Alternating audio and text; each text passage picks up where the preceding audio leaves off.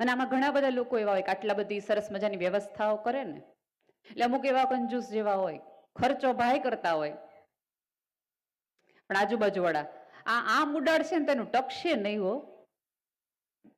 Acidity ની દવા કોકે લેવી પડતી, આમ વાપરે તો જો પૈસા, વાપરે તો જો પૈસા. કોક વાપરતું હોય અને એમાં કોકને પીડા થતી હોય.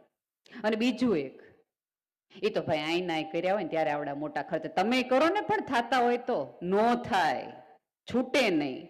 એક વખત એક શેઠ ને ત્યાં ભિખારી આવ્યો, એ કે શેઠ કઈક આપો ને ખાવાનું, તો કે નથી ખાવાનું નથી કે, તો કે 2-3 પૈસા આપો, હું બહાર જઈને ખાવાનું લે. એ કે પૈસા નથી, તો કે પાણી તો દેવ, બળબડતો ઉનાળો છે, તો કે કીધું ને પાણી એ નથી.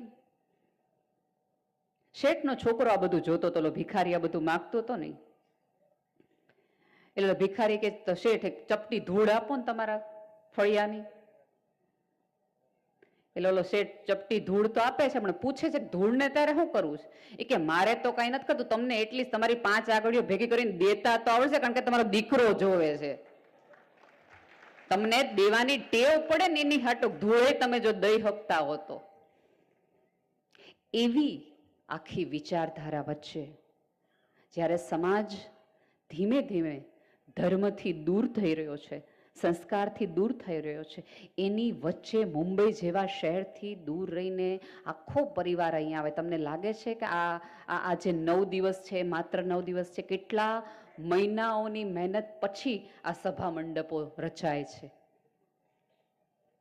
અને અત્યારે તો ઈશ્વરમાં ન માનવા વાળા લોકો વધી રહ્યા છે. આપણે એવું માનવા માંડ્યા કે સામે છે એ આપણને સાચું નથી લાગતું.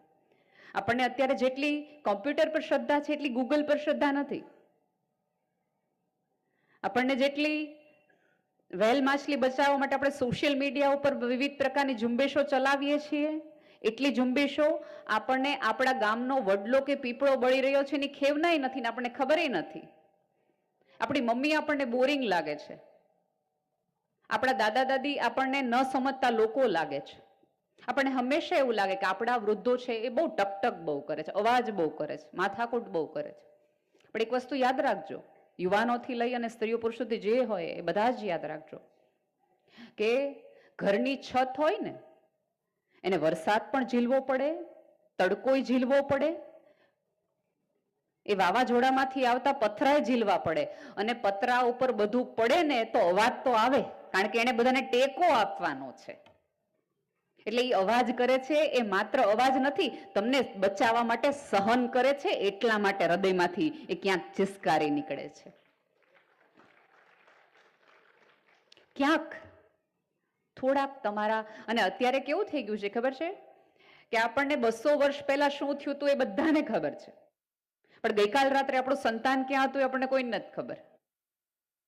આપણને બધાને અત્યારે એ ખબર છે કે ઝુકરબર્ગ છે કેવા કલરના ટી-શર્ટ પહેરે છે, એલેન મસ્ક છે કેવી રીતે પૈસા વાળો થયો છે, બધાની હિસ્ટ્રી ખબર છે.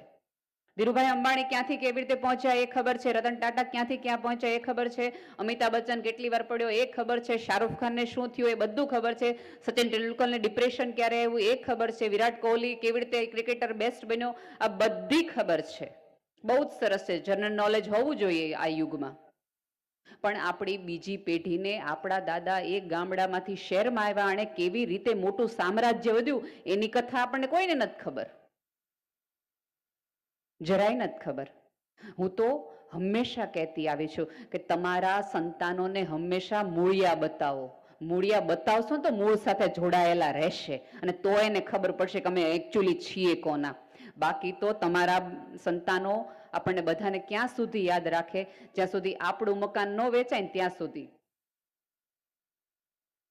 એક મકાન વેચાઈ જાય ને બીજી પેઢી ભૂલાઈ જાય. સરકાર એમ કે પિતા પછી દાદાનું નામ લખવાનું આવે, અને તમે જ્યાં સુધી દાદા ન બનો ત્યાં સુધી યાદ રહ્યો.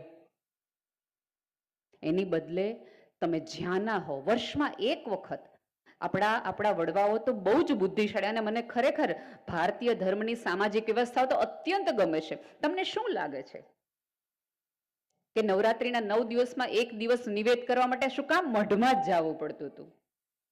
કારણ કે આવતા આપણા ત્યારના વડવાઓની દૂરંદેશી હતી કે આવતા દિવસોમાં લોકો એટલા વ્યસ્ત થઈ જશે કે એને ખબર નહીં પડે કે અમે કોના, અમારા કુટુંબમાં કોણ, અમારો ભાઈ કોણ, અમારો મામાનો દીકરો કોણ. એક નિવેદને ખાતરે ભેગા થશે ને તો ખબર પડશે કે આપણે એક નાડના છીએ, આપણા એક લોહીના છીએ. ભેગા થાવ તો ખબર પડે.